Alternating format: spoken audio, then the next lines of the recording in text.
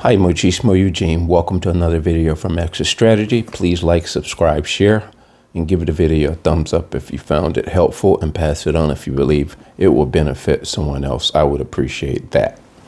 Turn the Bluetooth off again.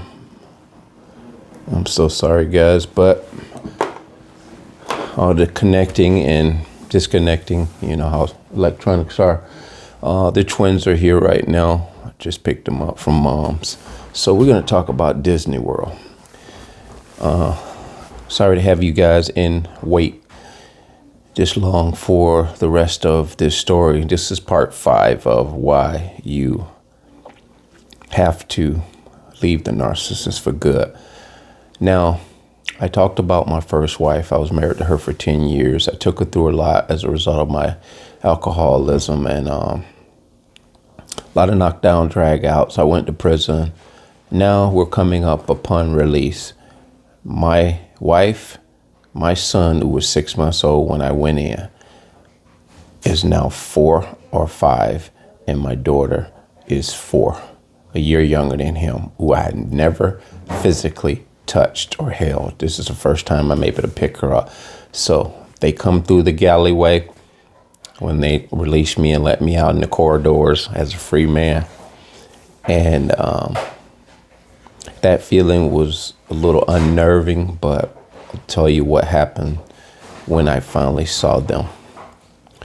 They were precious, and I reached down and I bent over and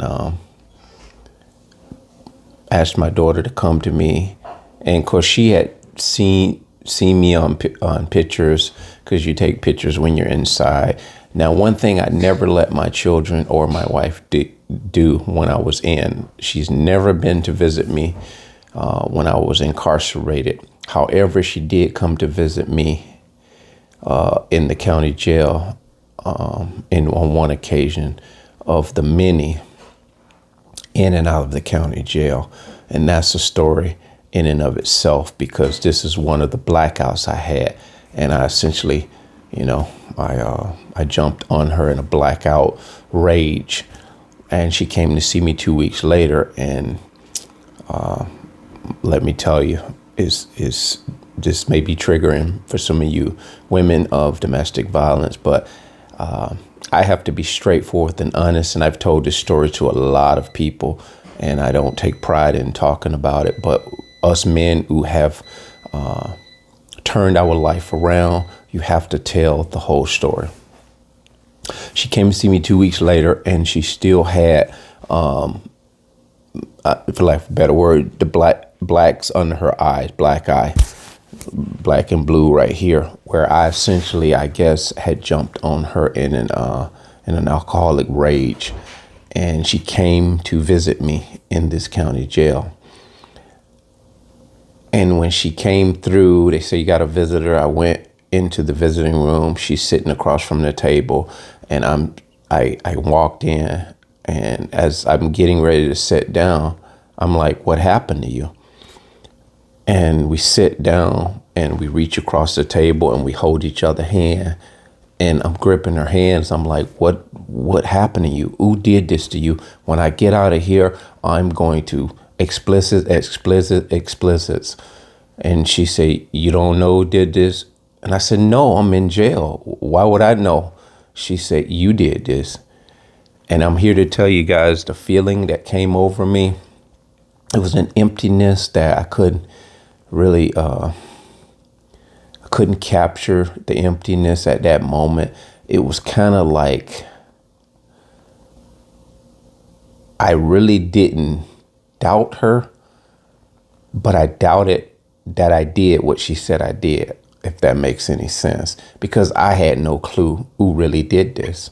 So that's the disconnect with the blackouts.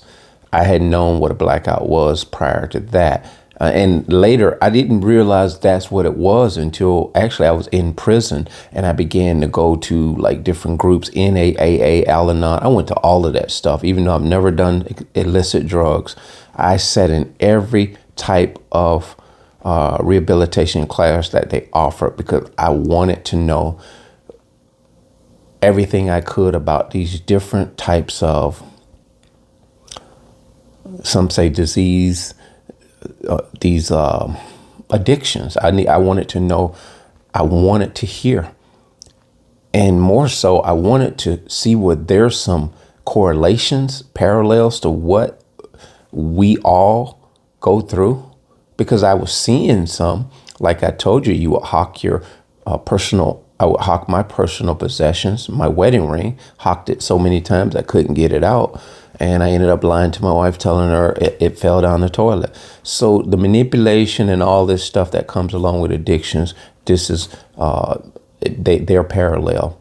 Now, staying back on topic, I just wanted to interject that was one of many cases, whereas, well, they, other than that, my wife had never came to see me in jail. I refused for them to come to see me in prison, because I got to a point when I got to 5 years, as I said, very quickly, God began to open my eyes to a newfound life, and I loved it.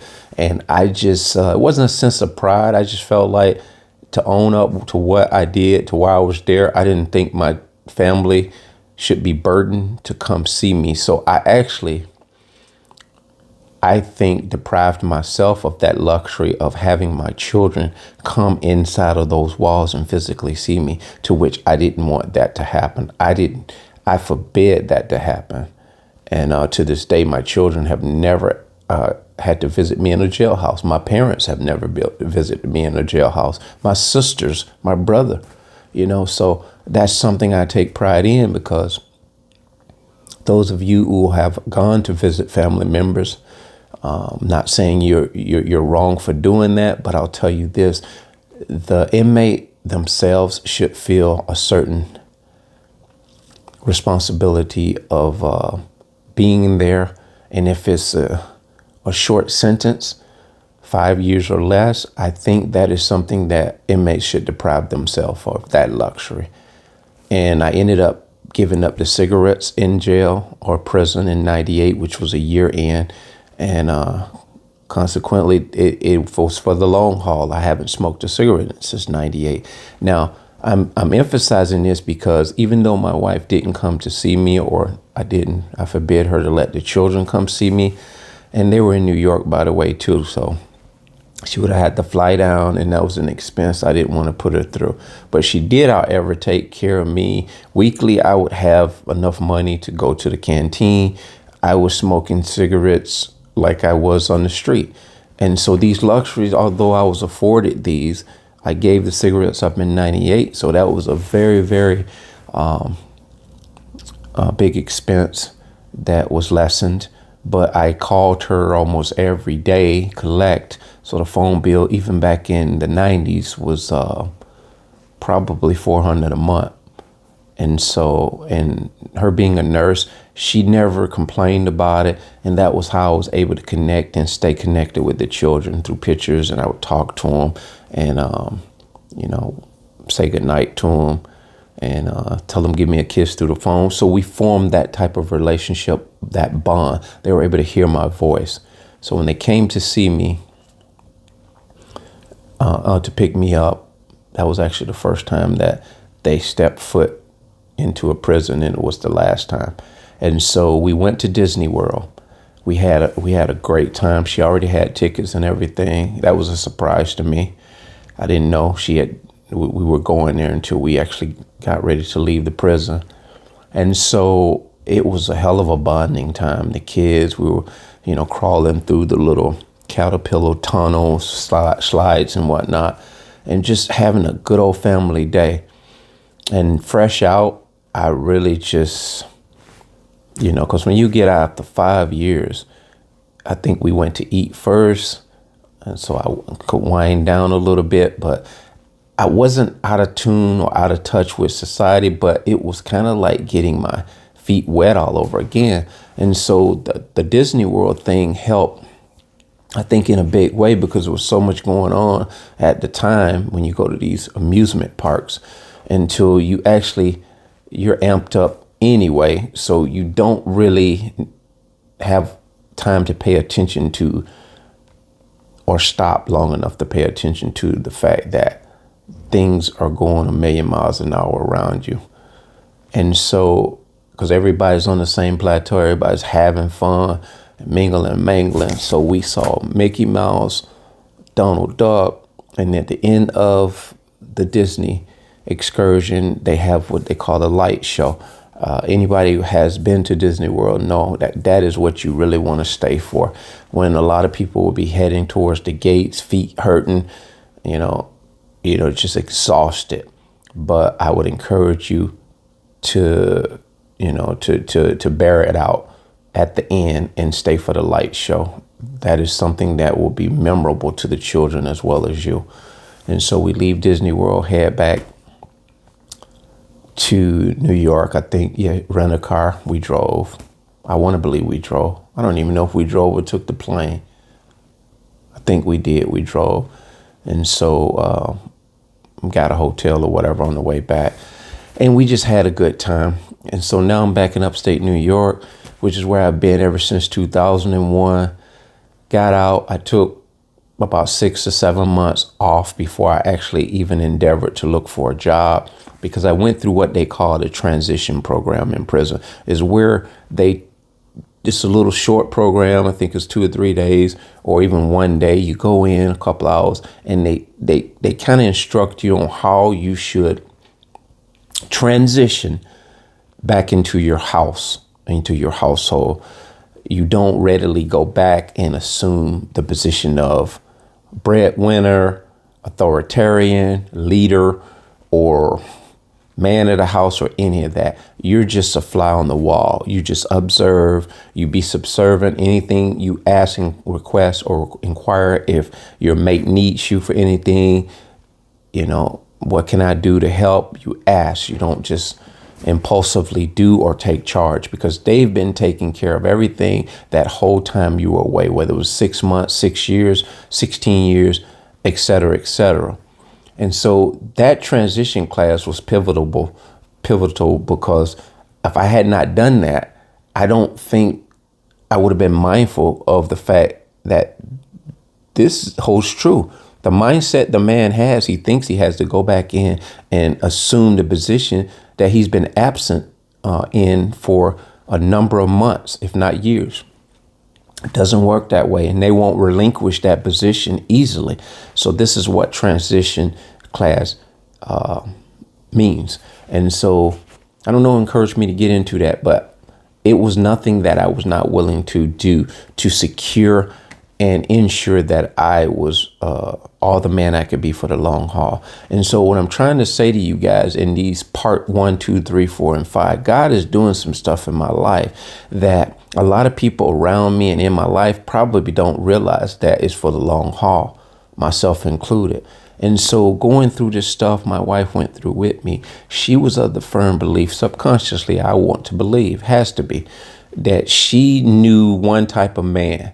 She didn't know that this was a man that was changed for good by the grace of God. And so having that batter's wife syndrome or whatnot, even though she held me down, she stuck by me or whatever, all while I was in, I believe, looking back now, that some people can bet against you and they will wait at the gate with their ticket just to see you fall.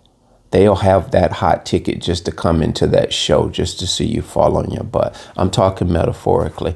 So they actually hang around and hover around for you to fall on your face so they can gloat and see that. And I think my wife was waiting on me. She did all these things because what it was doing, it was garnering her a credibility that I'm loyal and faithful. I stuck with him. And when he gets out and goes back and does the same old thing, I have all of this as show of proof. But God had a different plan. Am I saying she had malicious intent? Only her and God knows that. But what I am saying is some people have premeditated agendas, and we know narcissists do this. They can stick by you and pretend like they are in your corner because all they want to do is rub it in your face. They want to churn the knife. And what they will do is also have you there looking up to them and pledging allegiance to them too. So this is another reason why they will half-ass stick by you. But what I didn't realize is she had a whole relationship going on outside of in society while I was inside. And the reason why I know this, because as when I got out, I realized as time went on, there was a lot of mysterious accusations going on.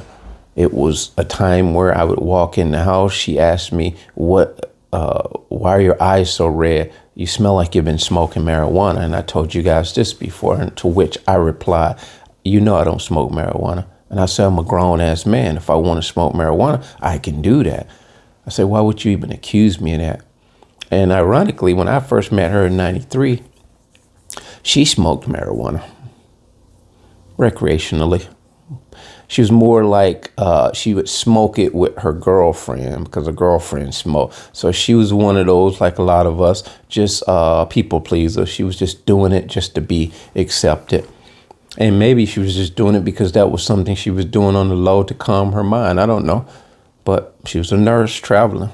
She did what she did. And I was a drinker. So now I'm out. I ain't doing drugs. I ain't doing alcohol. I'm not doing anything. And I had also went on to envision a landscaping business, to which I shared with her. I had drawn it up for probably a couple of years in the making. I was looking at the pros, cons, subjective, objective, and all the, the do's and the don'ts, the positive, what if, just brainstorming. And I shared this with her, had high hopes. I was very enthusiastic about it, to which she replied, there's a lot of those around here. I don't think you should do that. You should probably get a job. And so when you as a woman don't believe in your man, a lot of times those words like that, they sting. It's because we don't need your checkbook. We don't need your credit card as much as we need you to just believe in us. And even though she didn't believe in the landscaping job, I believed in it. So God was continually doing something in me. He gave me the confidence to believe in. You have to believe in you first. Even though people will try to cause you to renege on what you believe in your ambitions, you cannot allow that to happen. And I didn't. Because I already did all the math. Even if it flopped, it wouldn't flop to the degree that she perceived it would, because I knew I could muster up good PR. I had great interpersonal, connection with people. I could talk to people and, just straightforward. Being from the South, I knew if I did a good job, firm handshake, look people in the eye and, deliver on what you promise. And I just feel like that can get you through any aspect of life. And I gambled on that, and it worked. And 6 months in, I went to Walmart, which was close by that just opened a new location. And where it says, have you ever been convicted of a felony in the last 6 months? And please explain. And I wrote, yeah, I just got out 6 months ago, prison 6 months ago. And I put in parentheses, will explain upon interview. God gave me that to put there because I know we're in a curious society. We're a nosy society. And the way that I worded that, will explain upon interview. So I was basically saying, if you want to know the details, you got to at least offer me an interview. And I got the interview. And I was interviewed the whole process and never was asked that question until the interview was done. I never forget this guy, Tony, the meat manager. He said, yeah, one more question. He said, you don't have to answer if you don't want. He said, it seems like you're going to be a good fit, man. You've been very transparent. You told me a lot about yourself, your life, upbringing and whatnot. And just get a good sense about you. He said, so if you want, you can tell me, just tell me a little bit about it. And I said, I just went to jail a lot as a result of alcohol abuse, addiction, and just making stupid choices. And I said, I haven't drank since 97. the day I was incarcerated, and I haven't drank since I've been out, which has been 6 months. And I say, I don't perceive or foresee myself drinking again. I said, but you know what? That is all I can really tell you, is that I believe I'm done with it. But, time will tell.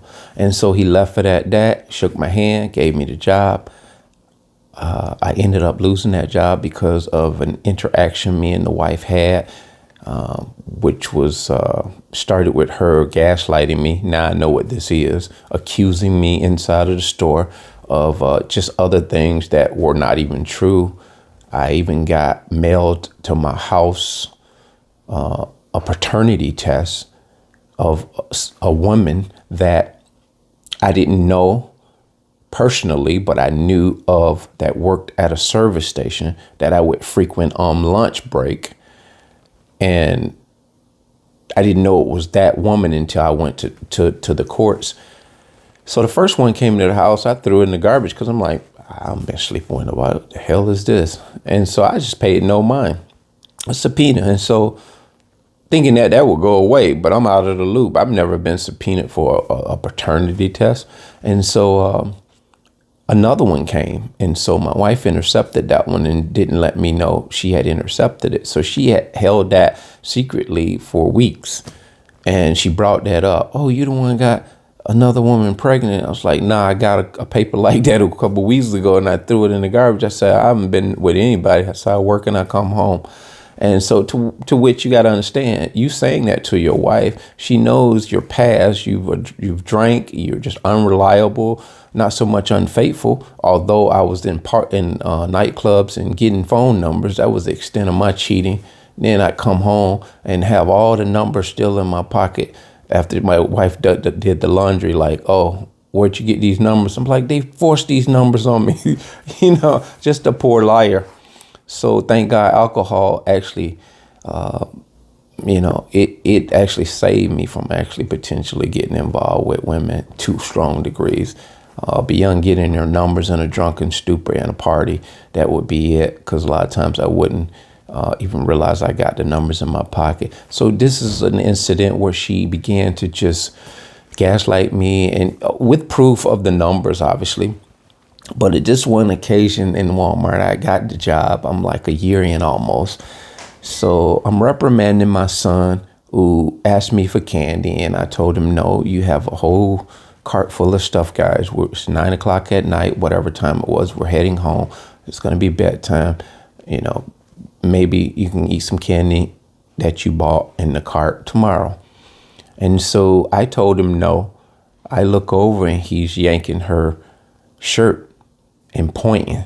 So he defied my authority in that instance. And so I began to just verbally tell him, next time daddy tells you you can't have anything, you don't go behind my back. And I mean that.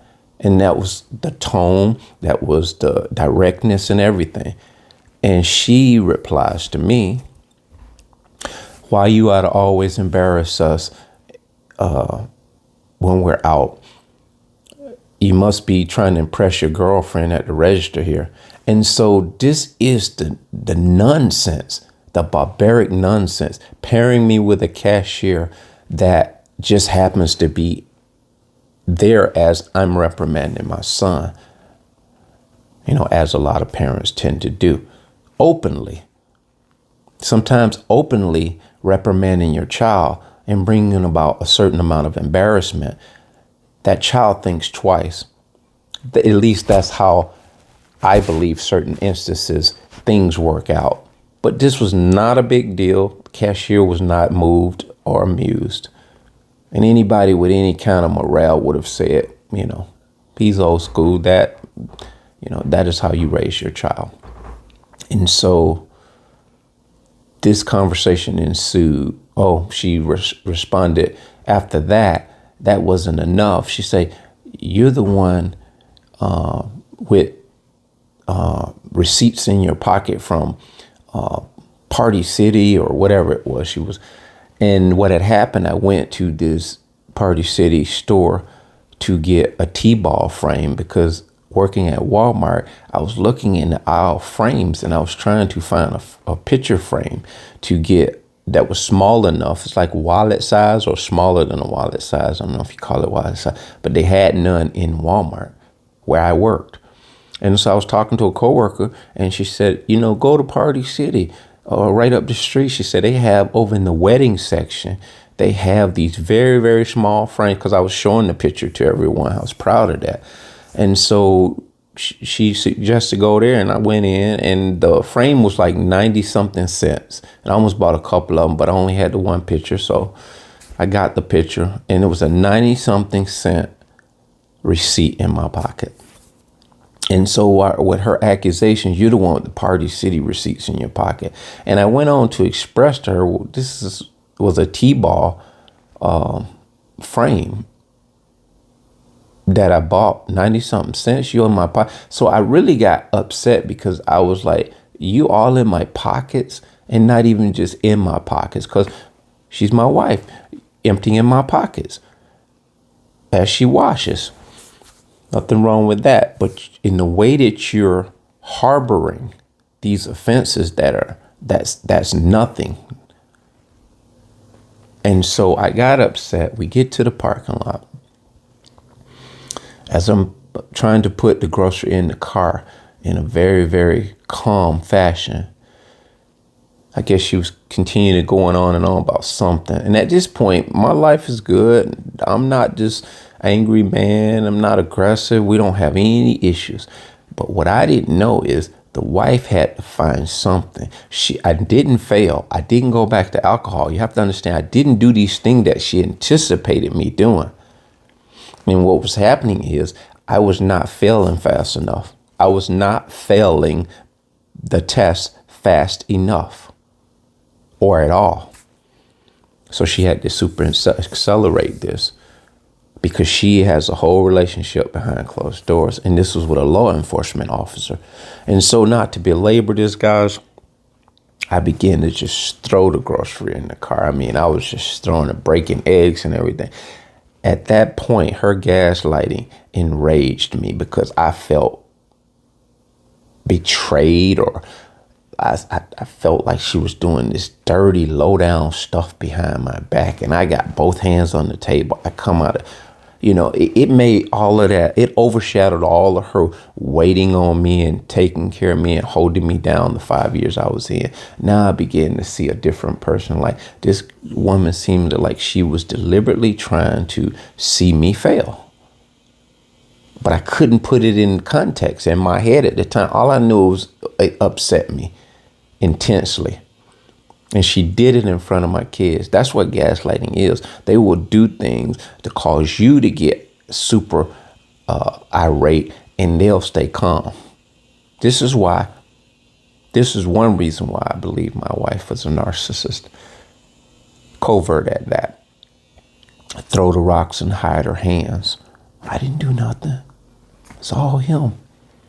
So, safe to say this incident didn't end well. She was on the passenger side because I was driving. And so she said, I'm not riding home with you in this car if you're going to be driving reckless. Why would someone say that? I'm upset. So what she was saying is, what they're doing is knowing that what they're doing is planting a seed.